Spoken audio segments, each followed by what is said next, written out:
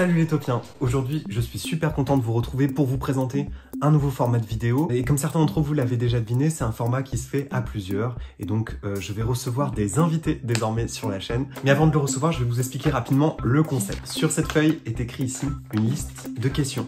Le premier Disney que tu as vu, le Disney qui te fait pleurer de rire, le Disney dont tu n'as aucun souvenir. J'ai envoyé cette liste à mon invité qui a répondu et on va ensemble le découvrir à travers cette liste de films qui font sa personnalité et qui vont lui rappeler sans doute beaucoup de souvenirs. Et donc, mon premier invité aujourd'hui, je suis super content de le recevoir, c'est Stéphane, alias Planète Disneyland. Salut Stéphane.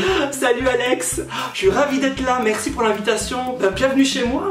Alors, merci déjà de nous accueillir chez toi, Stéphane. Pour ceux qui ne le connaissent pas, Stéphane a un compte Instagram qui s'appelle Planète Disneyland, sur lequel il raconte ses aventures à travers de magnifiques photographies. Vous le savez, certains d'entre vous, vous le savez, on a sympathisé au moment du premier confinement, lorsqu'on s'est retrouvés sur les lives de Del Periport avec Wissem. C'est un véritable coup de cœur, Stéphane, comme vous le savez, mais comme toutes les personnes, évidemment, que j'ai rencontrées dans l'émission. Donc, merci Stéphane, en tout cas, de nous recevoir chez toi aujourd'hui. Et merci d'accepter de te prêter à ce jeu. Et donc là, tu le vois, devant moi, j'ai ma petite feuille.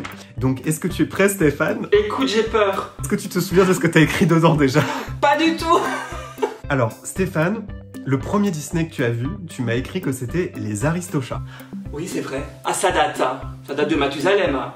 Il y a de ça, j'ose même pas dire l'année. En fait, j'ai quelques souvenirs. J'étais tout petit, donc je me souviens du passage des chats qui dansait sur le piano, tu sais, il jouait la musique. Je me souviens de ça et je me souviens aussi de la scène où il y avait tous ces instruments, le saxo, la basse et les aristochats. Je le voyais, je regardais aussi avec mes sœurs parce que j'ai deux petites sœurs. Donc on s'amusait à faire les aristochats. Évidemment, ils sont trois, donc il y avait Toulouse, Berlioz et Marie. Bon, évidemment, moi, il fallait que je joue Marie. Et c'est un des tout derniers classiques qui a été validé par Walt de son vivant, donc il n'a pas supervisé entièrement le film, mais il a donné son feu vert à la production de ce film. Mais les critiques ont été assez négatives envers le film parce que les gens trouvaient que ça manquait d'un méchant. C'est vrai que ça manquait d'un méchant un peu charismatique, mais par contre, le succès s'est jamais démenti. Alors ensuite, Stéphane, le film ou la série qui peut te faire pleurer, mais de rire vraiment aux éclats, est-ce que tu te souviens de ce que tu as mis ou pas du tout? Pas du tout, Alex. Tu as mis La Reine des Neiges. Mais oui, ah mais attends, mais Olaf, c'est un personnage quoi. J'en ai vu tellement des Disney, mais je pense que pour moi, dans La Reine des Neiges, Olaf, un personnage qui me fait tellement rire. D'ailleurs, il a sa propre série aussi. Il a son propre court-métrage et effectivement, il est très présent dans les moyens-métrages de Disney. Et d'une certaine façon, tu me fais penser un peu à Olaf, t'es aussi... C'est vrai. T'as ce talent comique, Stéphane.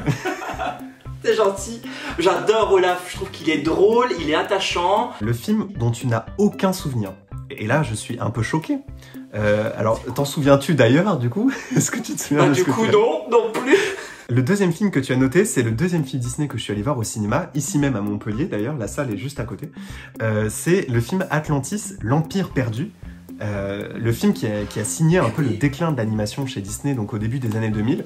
Mais quel dommage, parce que ce film, pour moi, c'est la première version finalement d'Avatar, ou c'est une redite un peu de ce qui a été fait avec Pocahontas. C'est un film qui a une très très grande profondeur, et donc tu n'as aucun souvenir de ce film. Tu l'as déjà vu pourtant.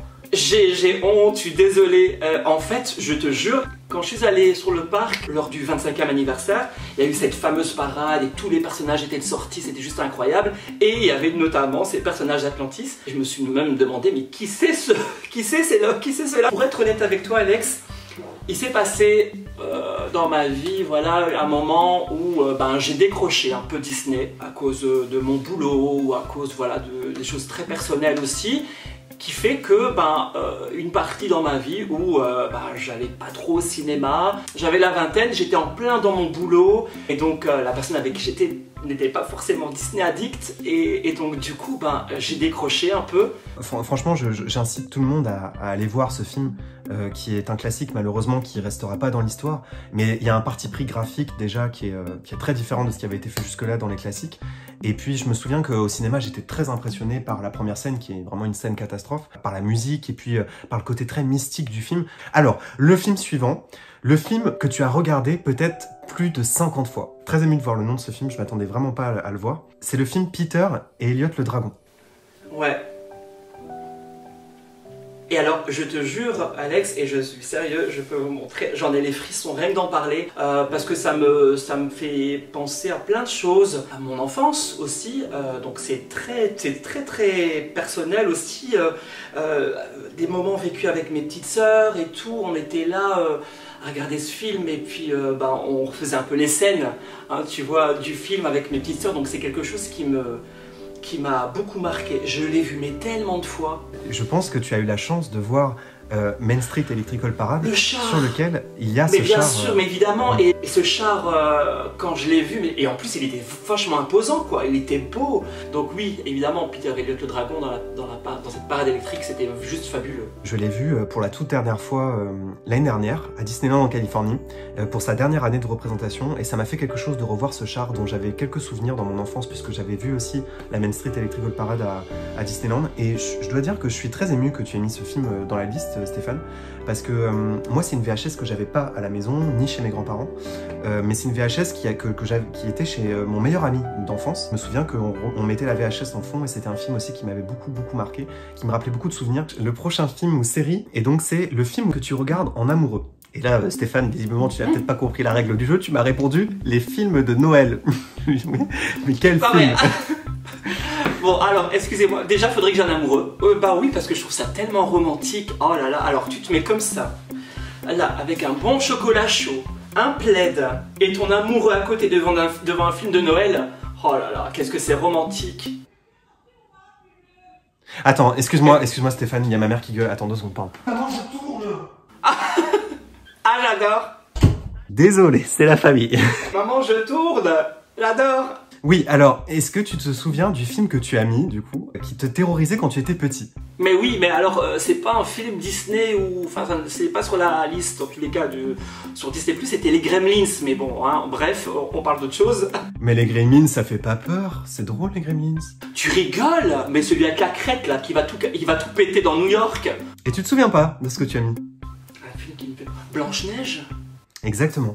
Mais bien sûr, mais je comprends toujours pas, moi, cette scène, même à Disneyland Paris, l'attraction Blanche-Neige, où t'es dans un petit wagon, là t'arrives dans cette forêt, la monstrueuse, ça fait flipper, mais j'imagine les gamins, oh mon dieu, ben moi déjà je suis comme ça. Ok, on parle de la forêt, mais la sorcière, mais elle est immonde. Oh non, mais elle a les yeux comme ça, non mais elle fait flipper.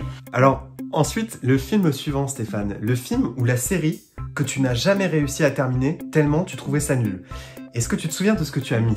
Je pense que c'est un truc que j'ai regardé il y a pas longtemps sur Disney+, et je me suis dit, mais qu'est-ce que c'est que ce truc?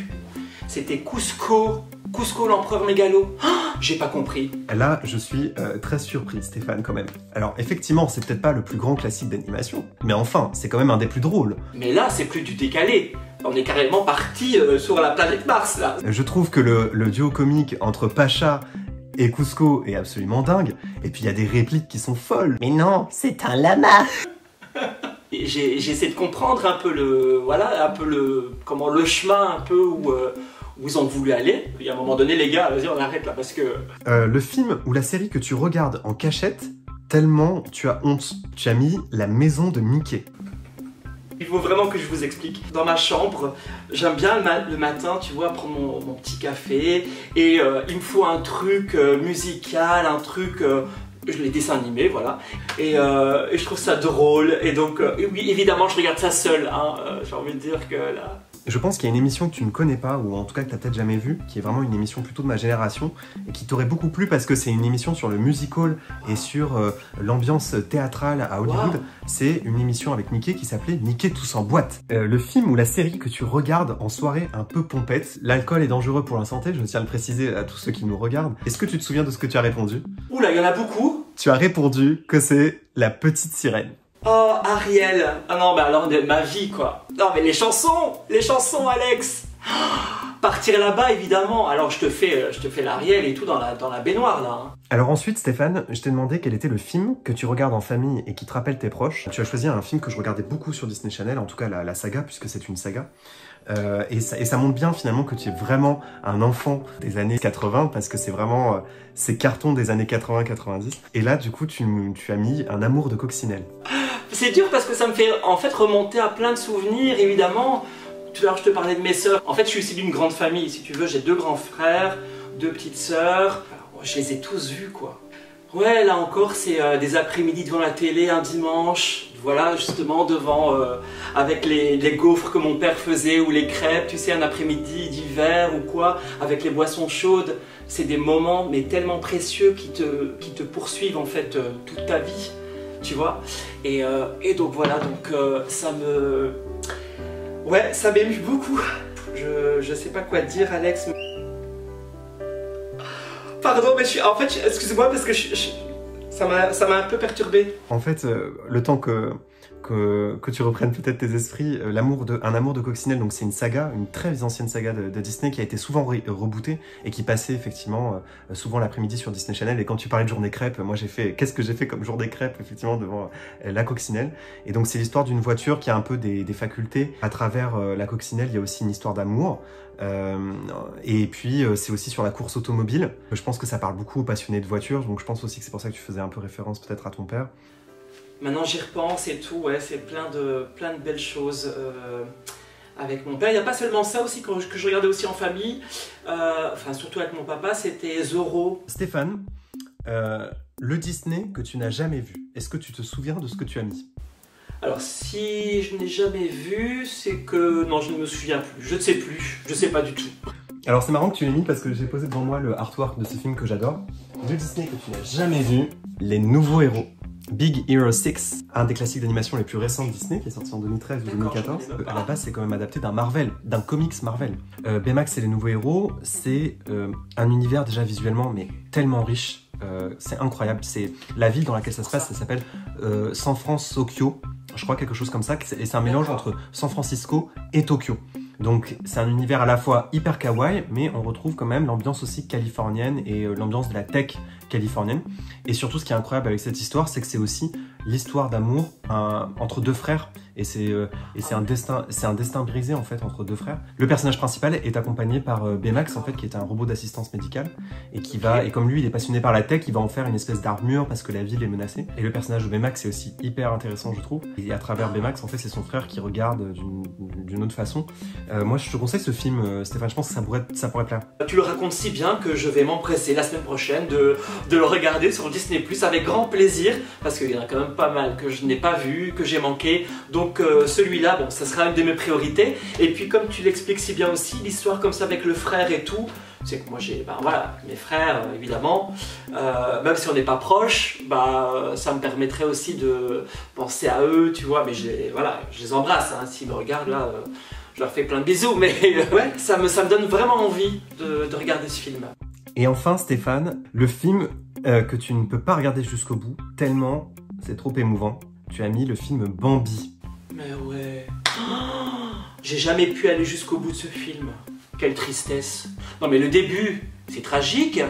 Attends, la mère claque, on n'en parle plus quoi. Au bout de 5 minutes, il se passe quoi? Après, ah non, moi j'ai pas pu. Hein. Avec son père, c'est pas un cadeau non plus quoi. C'est marrant que tu soulignes cet aspect-là sur son père parce que moi c'est la partie qui m'intéresse le plus dans Bambi. Finalement, ce qui est incroyable, c'est le regard qu'il porte sur son père, qui est un modèle avec lequel il y a une distance incroyable. Et c'est une espèce de quête Bambi pour sortir de l'enfance et devenir adulte et pour ressembler à son père. Il est un peu livré à lui-même quand même, hein, le pauvre. Un très beau classique Disney, même si j'ai pas été jusqu'au bout, je me souviens de Pampan quand même. Eh bien Stéphane, on arrive à la fin déjà de cette vidéo. Mais je viens à peine d'arriver. Je rigole. Et je pense que cette vidéo va toucher les gens parce qu'on peut te découvrir d'une autre façon à travers les films Disney et j'ai vraiment hâte de le faire avec d'autres personnes. D'ailleurs en commentaire, n'hésitez pas à me dire qui vous aimeriez voir à la place de Stéphane dans ce concept. Évitez Wonderhook, hein. Non, j'adore Maxime, ce serait cool de le recevoir aussi Alex. J'étais ravi aussi que tu m'aies donné la parole sur ta chaîne YouTube Lextopia, tu sais que je t'apprécie aussi beaucoup, j'aime beaucoup ce que tu fais et je n'arrête pas de te le dire, je pense que je dois te saouler avec ça, mais... Tu sais à quel point c'est réciproque Stéphane, je t'apprécie énormément. Encore merci d'être passé et du coup les Topiens, n'oubliez pas en commentaire les noms des personnes que vous aimeriez voir à la place de Stéphane dans ce concept. Et d'ici là, n'oubliez pas que vos rêves sont éternels. Bye les Topiens. Salut.